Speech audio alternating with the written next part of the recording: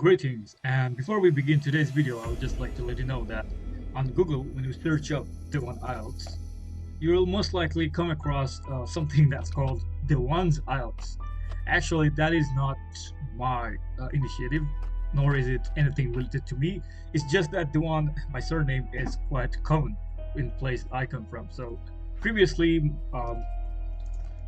my project used to be known as DMIM IELTS, and that should be the one that you find. Yep, and that's the one. So DMIM IELTS, and later on I just renamed it back to Dewan IELTS. And of course, like if you take a closer look at my logo, you'll notice that there are certain features which make sure that it's hard to copy, because there will be a slight difference in the colors. If you notice carefully, the two blues are not the same, and also the shades of red are not the same either. And at the bottom you will see .muksites.com. That represents my website, which is dewanielts.muksites.com, and not the Dewan anything.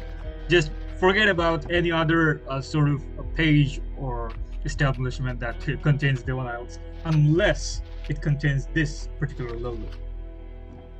Alright, that was just a disclaimer, just in case. Okay, greetings ladies and gentlemen. This video is about the second test of IELTS, the reading test. And of course, before you even begin, you make sure that if you've got any sort of eye problems, I mean, it's not your fault at all. Just remember to bring your reading glasses if you have problems. So, the reading test, yes. If you have previously watched my listening exam video as well, then you might know what I'm talking about. The listening part of the listening video over there. So over there I explained how they will get an question paper. It will contain all the questions, and then there will be an answer sheet where you'll have to transfer all the answers. Don't worry about this paper, it's just for an example. Obviously it's not going to be like this.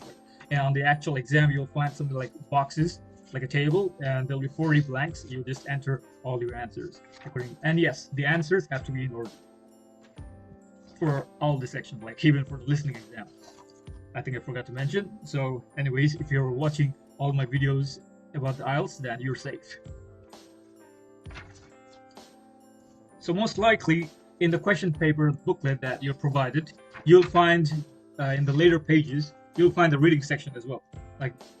And as I had explained in the introductory video as well, it is just like the listening exam, but instead of having to listen to the audio recording, you'll just have to read them. So you'll be expected to read if you're doing an academic exam. If you're taking the academic module of the IELTS exam, then you'll be expected to read 3 long passages, 3 articles. It could also be 2 articles and 1 letter. Basically it just means there'll be 3 long texts, and they're arranged in a random order of difficulty. For example, it's not always that the first passage is going to be the easiest and the last one is going to be the hardest. It could be possible that the first passage is the most difficult one than the other ones. So the time provided will be 1 hour, whereas for listening part of the exam, you had 30 minutes for listening to the recording and jotting down the notes and answers on the question paper, and then you had another extra 10 minutes for transferring it. So that makes a total of 40 minutes. So for the reading exam, it will not be like that. You'll have a total of 60 minutes, 1 hour. And there will be no extra time given for transferring your answers to the answer sheet. That means you have to do almost twice the work, or at least, there are always benefits and drawbacks. The benefits are that instead of, whereas you couldn't recall what was said in the recording, in the reading section, you can easily go back to see what the text says about something. And the drawbacks would include the fact that there is no extra time provided for transferring the answers. So instead of, jotting down the hints and notes, you could instantly, as soon as you find the answer and you're confident that it is the right answer, you write it down over here. And yep. So there will be a variety of comprehension question types, like MCQs. There could be fill in the blanks. There could also be some, short word, long word answers. And yes, if the question says that do not use more than one word, or do not use more than two words, or do not use more than three words, or anything like that, like they say that, they directly state at the beginning of the question that do not use more than something words, then if you cross that limit, then you'll definitely lose your mark. Even if your answer is correct, they're going to cut your marks. It's something like, in my country, there is to be some sort of Ekkotai Prakash or something like, or something similar like that, where you just have to like write down just one word, or like just two words for a particular answer to a question. It's something like that. You just need to make sure that you do not cross the limit. Like your answer could be like, if it says do not use more than two words, you can write two words, but don't write three words. If it says do not use more than one word, you can obviously write one word. Otherwise, the 0 words don't count either. Yeah. Then to improve your performance in the reading test, you can practice like reading a variety of English texts, not just newspapers or just books. Like you need to know that how each of the words are pronounced, or actually, never mind, that pronunciation bit, it'll help you in the listening part of the exam. So I forgot to mention it. So basically, that's the only solution. Actually, like in order to be successful at reading, you better read. It could be anything, like from articles, newspapers, books, in your free time, whenever you get some time in your hands, just grab an English book, or even like some sort of English textbook, and just go through it. And if you need help, of course, you can seek out any person in your neighborhood, or anyone that you know of, or perhaps that even just you don't know that person directly, but one of your friends knows a person who can speak English fluently. Like you can seek their help. They will definitely help you. So for the listening exam, you usually have to note down the possible answers and the hints in the margins of the paper. For the reading exam, since you directly have the text, you do what students normally do. You highlight it, right? You just pick a pencil and underline possible answers as you go. And I would suggest that instead of directly reading the passages, first read the questions. In this case, you will know exactly what you're looking for. And then you have to read it not just once, like try to read it at least 3 times. Here's how you're going to read it. In the first time, you just randomly, quick, as fast as you can, just run your eyes over the text line by line, so that at least you can understand 50% of what the text is about.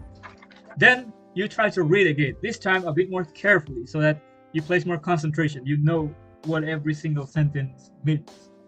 This time it will help you to pick up 80 to 90% minimum of what the text is about.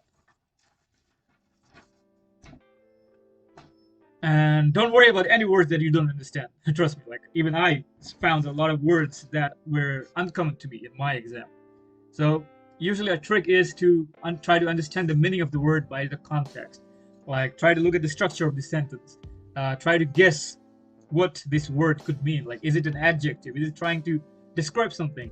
Or is it a noun? Or is it a verb or something? Most likely that difficult word will not really affect your understanding of the text. Because think about it, like even if you think that this is the text, and if you imagine that I place a rubber band or something, like I just totally remove this particular line, or I just hide it, this particular line.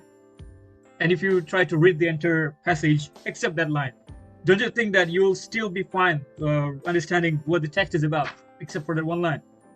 Right. So similarly, just like that, a single word or just a couple of words is not going to hamper your understanding of what the text is about.